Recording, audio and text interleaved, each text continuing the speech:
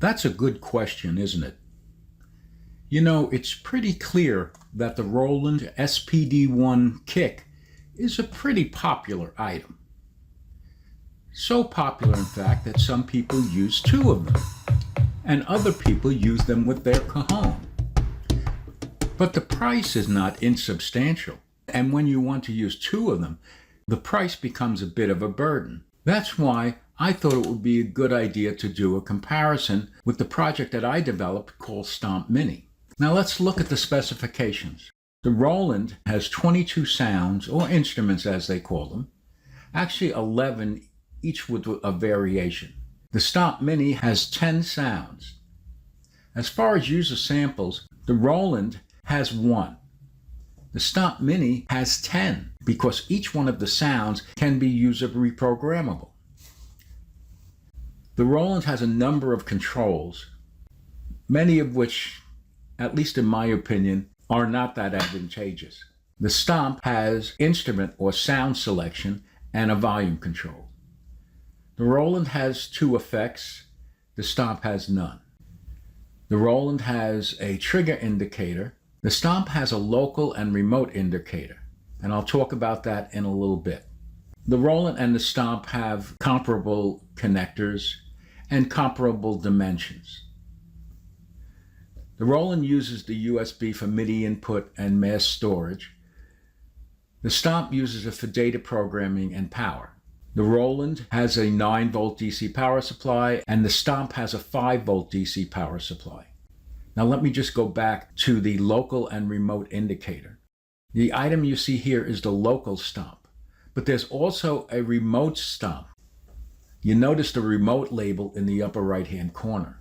That means you can connect a second trigger pad and let it have different sounds than the local unit, so you can play both of them at the same time. Now let's look at the price. The Roland is about $240. The Stomp is about 1/10 of that at $24. Now granted, you do have to do a bit of work to get to the Stomp. The question is it worth over $200 not to do any work? Well, that's up to you. But if you think it is worth a little of your effort to save a lot of money, I think this video is just for you.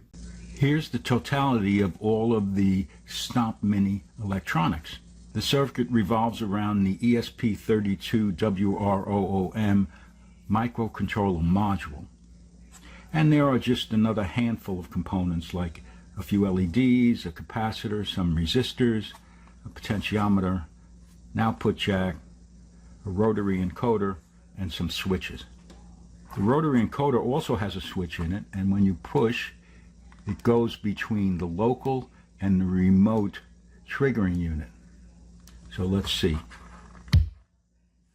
Now, if I turn this, you notice this didn't change, but that did. So this is the local, and this is the remote. Let's try it again. That's the remote.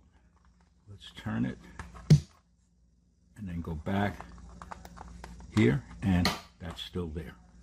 Now you could take all of this and play it, just like you would any other Stomp box, but it would be kind of awkward in this configuration. I guess we should put this in a case that would make sense when you're out gigging. That's what we're going to do next. We're going to create the case, get it all ready, and then take all of this, take it off of this temporary breadboard, and put it on a permanent PC board.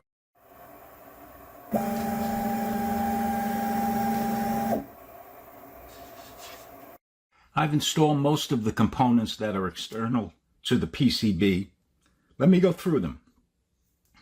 This one here and this one here are 1/4 inch audio jacks. This is the potentiometer that serves as the volume control. This is the rotary encoder right here, which selects the different samples you're going to play. And this is just a resistor, a 10K ohm resistor. Now on the front side of the case, I've already put a label on. Let me take that knob off. I printed this out on my printer, and it looks something like this. I cut it out, cut the hole in the middle out, and then I used a glue stick on the opposite side, positioned it around the hole, and then just put it down like that. Very simple, but it works very well. I have just a few more components to add. The next one is this push button switch.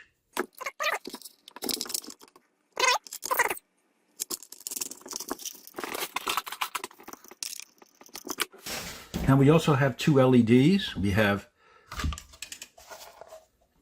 a remote LED, which is going to be red, and a local LED, which is going to be green.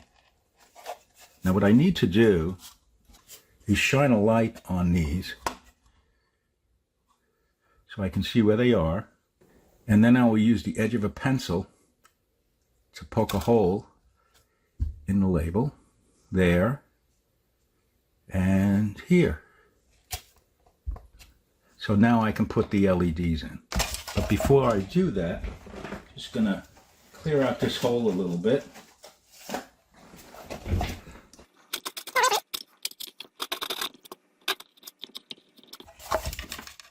That looks pretty good. Now I'm going to take first the red one. I'm going to put the longer lead closest to the back. Push this in. Here's the green one. Yes, that looks good. I have this Arduino breadboard thing going on. You could use anything that has a supply of 5 volts. And I have a 470 ohm resistor between ground and this lead. And this lead comes directly from the positive. Put the ground or the black lead on the shorter and the V plus to the longer. Okay, that works real well. Turn this around. Try this. Okay, got the green LED and the red LED, and they're both working. I'm going to attach leads to these, and these are kind of fragile, so I need a way to secure the leads from the LEDs so they do not break apart or anything like that. So what I'm going to do is I'm going to pop this back out. I'm going to take this and I'm going to bend it right about there. And then I'm going to bend it down again. And I'm going to do the same thing to the larger lead. I have them like this.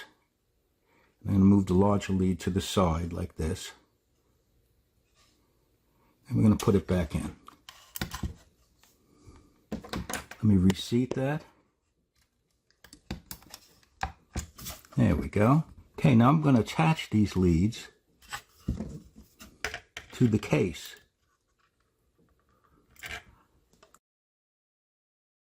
And you'd think I'd do something like crazy glue or something, but I'm not. I'm actually just going to burn them right into the case.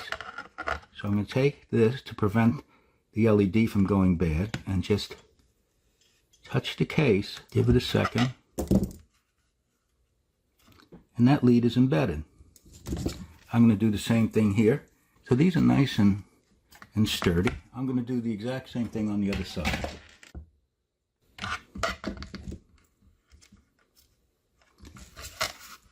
And both the LEDs are now secured. Here's a wiring diagram showing where all of the wires from the PC board, which are here in blue, will be connected to the components in the case. In addition to that, I've added the 470 ohm resistor to the ground point on the rotary encoder, connected it to the shorter lead on the red LED, looped it around, and connected it to the shorter lead on the green LED. One final thing I've done is to take the black lead from the momentary switch and brought it up to a ground point right here on this audio jack. With that done, we only have to connect the blue wires from the PC board to the points you see on the wiring diagram. So what I'm going to do next is wire the printed circuit board and get ready to install it in the case and do the final connections. We need to have a PC board that mimics a breadboard. It's numbered, it has the same number of rows and columns, so therefore you can directly transfer what you had on your breadboard onto this PC board. We're going to wire everything to the board. So these are the rows and these are the columns. Okay, now it mounts on the board very nicely, and it gives one column on each end for me to make additional connections. Now I have to solder this in place. I can solder it on this side, or I can solder it on this side, because these holes are plated through, meaning that there's metal going through. No matter which side I solder it to, it will make a perfect connection. But I don't have to solder every one of the 38 leads on this module. And why do I say that? Well, if you refer back to the visual I gave you on where the connections go to the ESP32, the blue lines, and I count them, you see there's 1, 2, 3, 4, 5, 6, 7, 8, and one up number 9 on the potentiometer. And there's also one additional connection that goes from pin 9 over to this area of the board, so I can connect an additional resistor and capacitor before going back to the potentiometer. So there's 10 connections I have to make, and that's all. The first one I have to solder is number 1. So I'm going to do that. That's number 1 right there.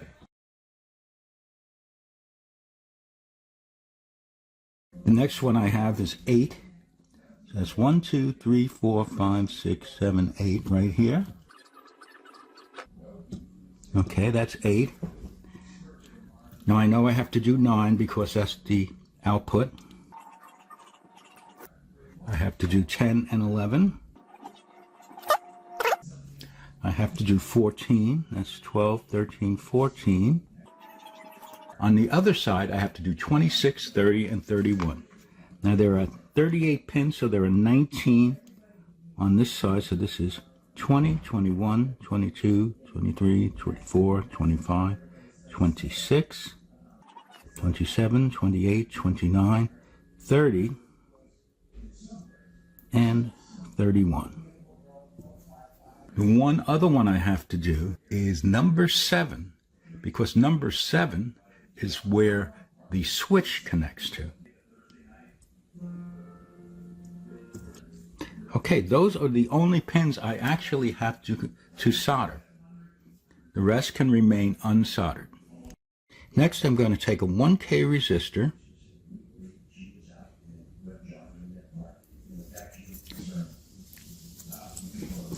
where I place it doesn't really matter, as long as I have a place to attach from the output to this resistor. With that done, I'm going to solder. Okay, that's soldered. And then I need a capacitor.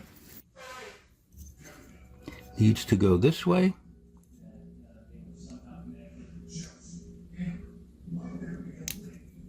Like this.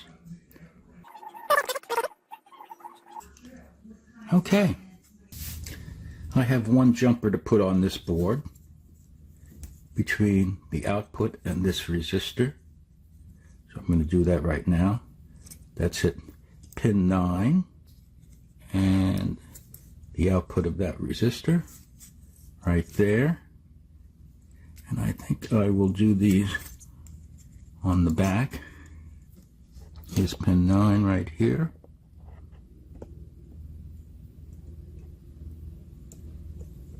And here's the resistor.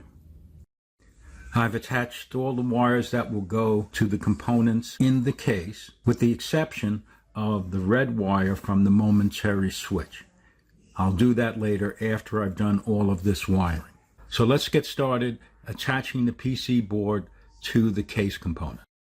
Before we start connecting the PC board wires to the case components, I should point out that I've installed 2 screws here with nuts, as you can see. These are 632 by 5/8 machine screws, and these are, of course, 632 nuts. I've secured the screw to the case with the bottom nut, and I'm using the top nut as a spacer so that I can, let me just show you, so that I can put the printed circuit board in to the case.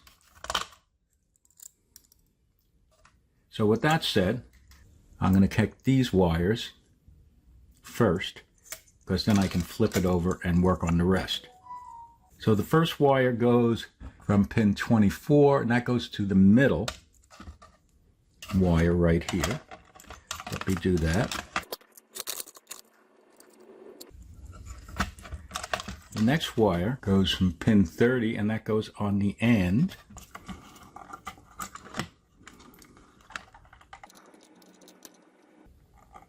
Okay. The next wire goes from pin 31, and that goes right next to the one from pin 30.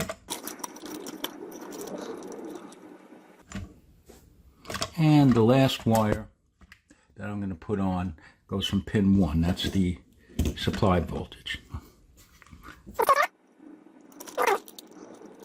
Now, before we go any further, I'm going to connect the red wire from the switch, and that's going to go to pin 7. Okay, that's connected to pin 7. And we have a few more wires left, so let's do those. I'll just tuck this away there.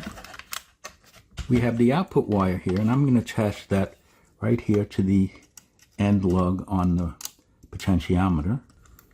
Okay, can move that. And next, we have the wire from pin 10, which is right here.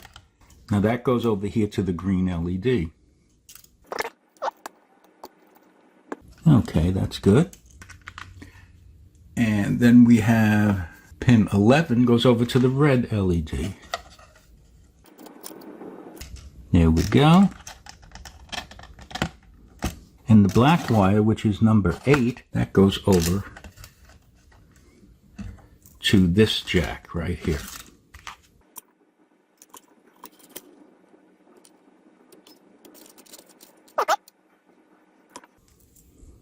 And it looks like we have one more wire, which comes from 14, so that's ground. So that I can put right over here.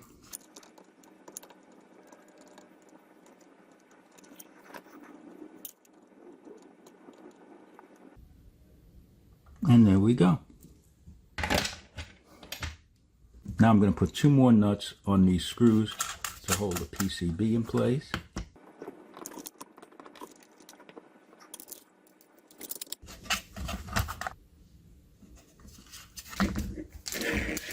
Let me tighten these up. And we have one more thing to do. We have to get the USB cable in here to provide power and data when we need to do some programming to the ESP32 module.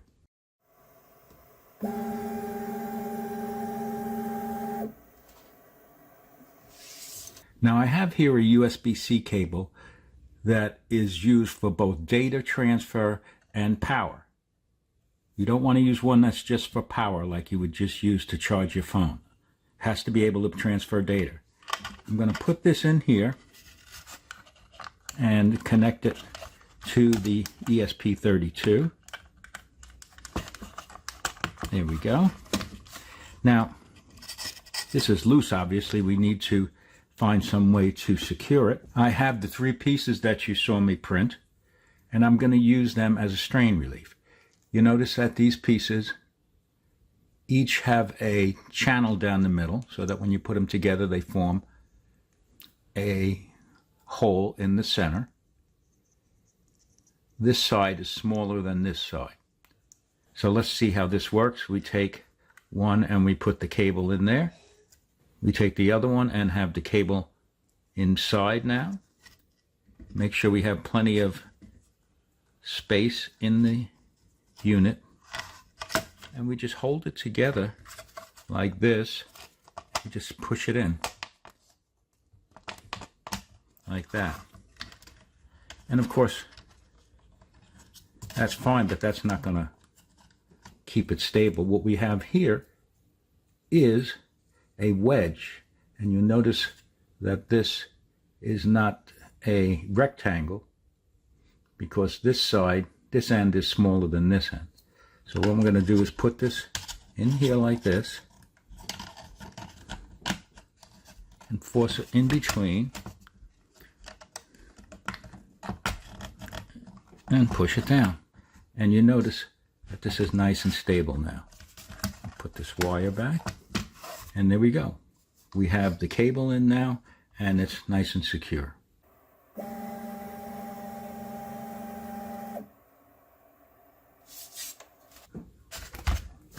I don't think I'd mentioned that I had added on a knob for the volume control.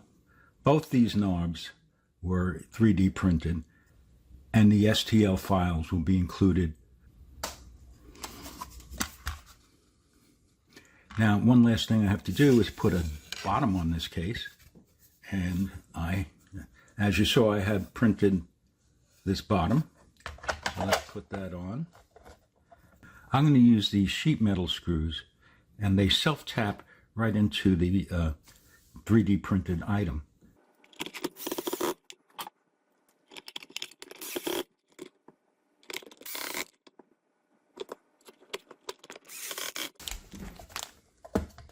I've purchased some self-adhesive anti-skid material from Amazon, and I'm going to install it on the front and the case bottom. Here's what it looks like, and it's got the paper on the back protecting the adhesive. So let's turn this over, and I have a piece which I can probably use right here. Just need to cut it a little bit. Now I could just slap this on, but then the momentary switch would be glued to this, and I'd like to leave that free. So what I'm going to do is leave the paper in this area. Now let's see if I got that right.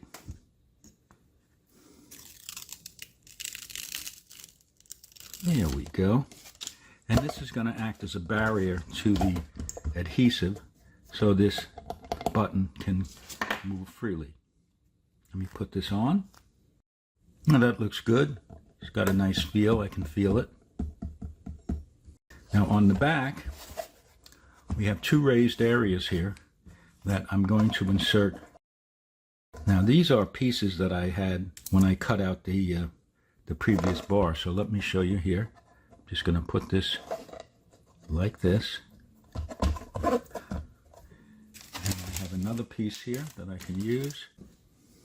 Here it is.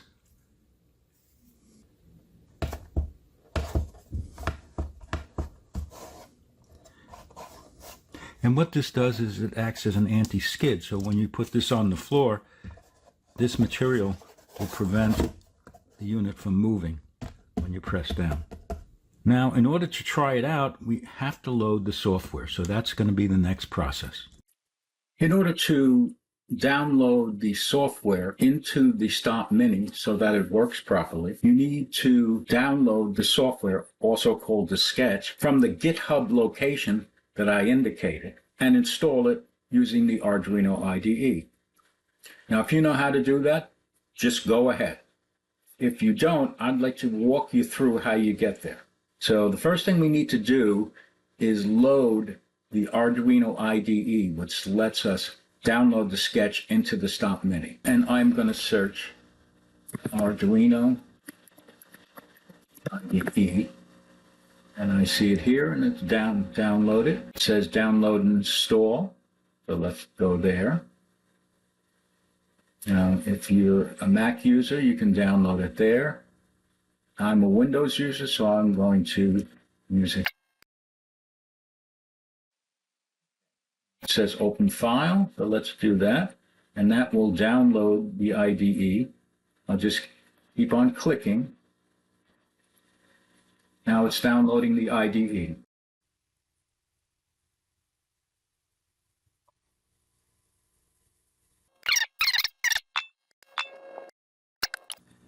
Now the next thing I'm going to do is connect the Stomp Mini to the computer.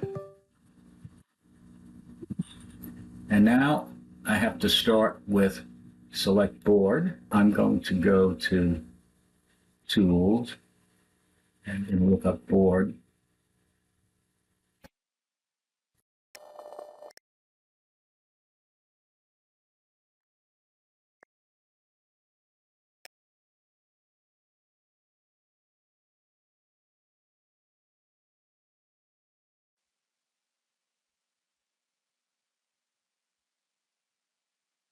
So now that the sketch is in the Arduino IDE and we've selected the correct module we want to send it to, and we also have a port called COM3 so that the computer can communicate with the Stomp Mini, we can now upload it to the Stomp Mini. So let's do that. And it starts by compiling.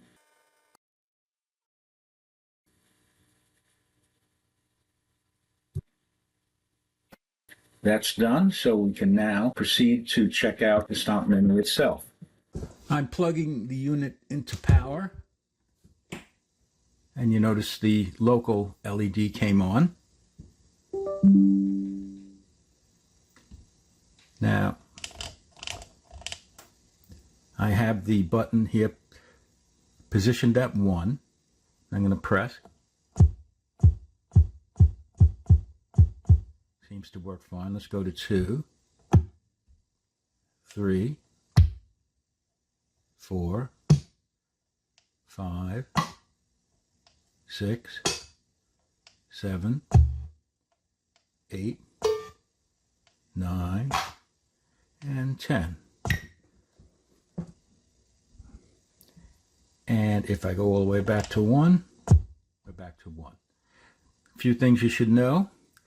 If you get out of sync with the switches, you just rotate all the way around counterclockwise, and it'll always bring you back to 1. Or if you're all the way up here and it's off, you just rotate around to 10 and it brings you back. And this is just a guide to give you a sense of where all the different sounds and samples are. If I press the encoder switch, notice what happened. The local goes off and the remote goes on. So that means I'm now playing the remote. But we don't have any remote yet. You may be very happy with just this unit because that's really all you need, unless you want to play with 2 feet and get a little more sophisticated. So why don't we make the remote unit, because it's really simple.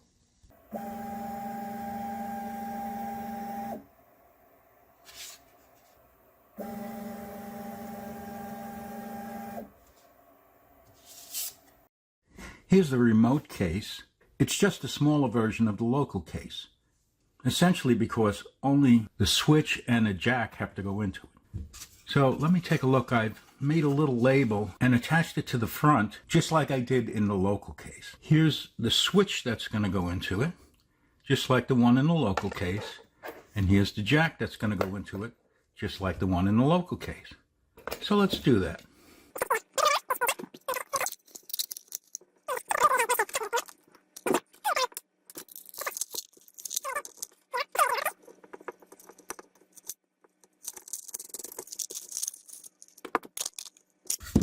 Okay. Now the ground lead is going to go to the ring connection and the red lead is going to go to the tip connection. Let me do that.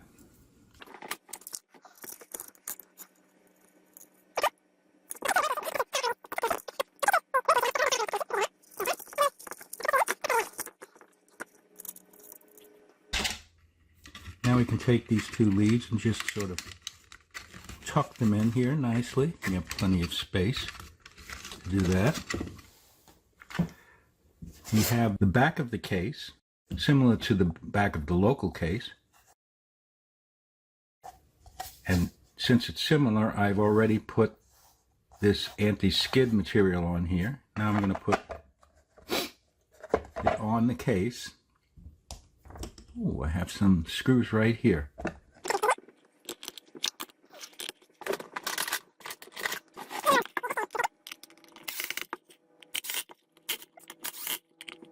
There's only one more thing to do. We just have to put this material on here. I've already cut out this area.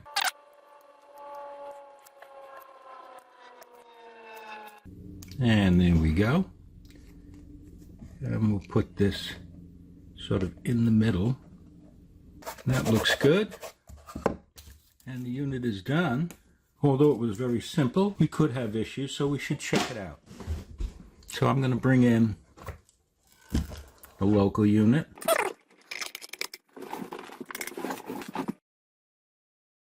we have our 5-volt DC power source, the power cube.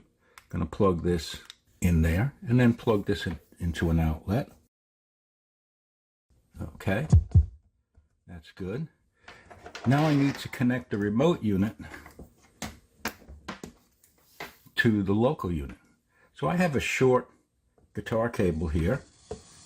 I'm going to put it in here where it says to local, and then put this one here. There we go. Now let's change the local. Let's try that.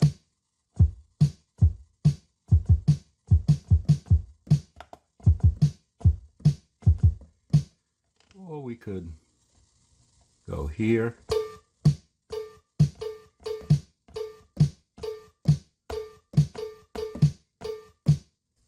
Our units are working very nicely. If you want to change the sounds in the Stomp Mini, you can do so. You can change any one of the 10 sounds. I've already produced a video that shows you how to do that, so I'll reference that in the comments below. Now it's important for you to build your own Stomp local and remote units and get out there and go gigging.